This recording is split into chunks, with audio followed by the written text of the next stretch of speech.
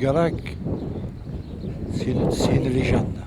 Ah, c'est-à-dire, dites-moi plus, ça m'intrigue. Il se passera rien. Ah non, c'est pas possible. Il se Il y a la passera spéculation rien. immobilière. Là. Ça, je vous l'ai déjà expliqué.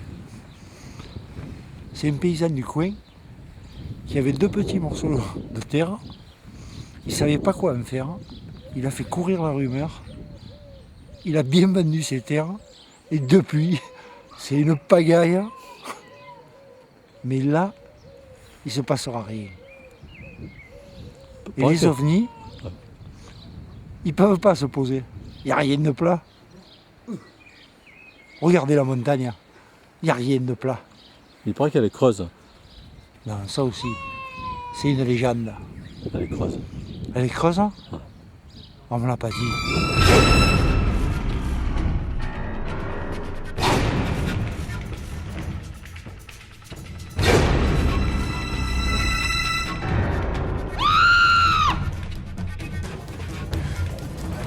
Jusqu'à présent, rien à redire. Hein. Moi, je vais chercher de l'herbe pour me soigner mon rhume. C'est tout. T'en veux? Ben, on vient me voir pour acheter une petite parcelle. Pour le 21, pour l'anniversaire de Fifi. Ouais. Voilà. C'est 62 ans. 63, 53, 53.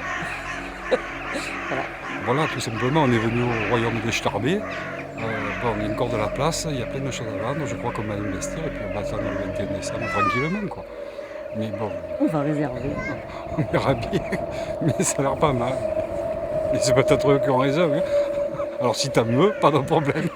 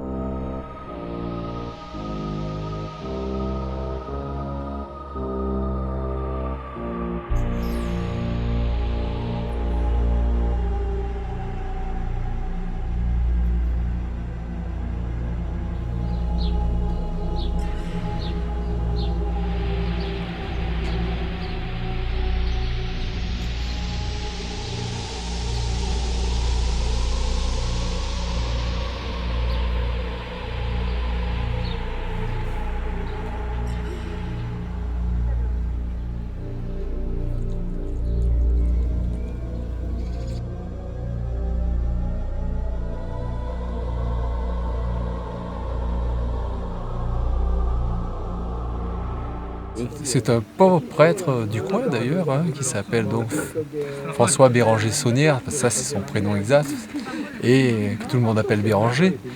Et c'est un enfant du pays, un fils de famille nombreuse. Il est du village de Montazel, qui est donc un village voisin.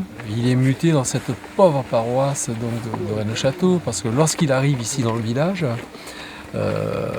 il découvre l'église d'un poulailler. Et en fait, c'est un homme désespéré qui arrive à Rennes-le-Château. Il ne comprend même pas pourquoi il a été muté à Rennes-le-Château. Mais en fait, ce qu'il ne sait pas, c'est qu'il est déjà manipulé par des sociétés secrètes. Il commence à faire des réflexions dans son église. Il cherche, on le conseille de chercher. Il trouve des documents. En possession de ces documents, il part à Paris. Et en revenant de Paris, il se met donc à fouiller cet endroit qui est magnifique, là, que l'on voit tout autour, qui est le Razès. Et il va trouver une première cachette de trésor. Il va donc trouver une première trouvaille très importante qui va lui permettre de dépenser à peu près 2 millions de francs or en 10 ans. D'où les constructions que l'on voit tout autour, la maison de Béthanie, le jardin d'hiver, la tour Magdala, les possessions, la construction de la route qui mène de Cuisa au village. Et cet homme va faire des dépenses extraordinaires et extravagantes. Ce sont des fêtes permanentes à la maison de Béthanie. Et petit à petit, évidemment, on dépense et il va être ruiné. Et en 1910, on peut dire qu'il est complètement ruiné. Et pire, il est attaqué par l'Église. Et il y a ce fameux procès qui va l'anéantir. Ce que l'Église ne sait pas, c'est que Saunière a légué tout à Marie d'Hernano, qui est sa servante, qui est en fait la légataire universelle et qui possède tout le domaine, les terres et les biens. Saunière mourant, eh bien, Marie va hériter non seulement de tous les domaines et de l'argent, mais aussi du secret de Saunière.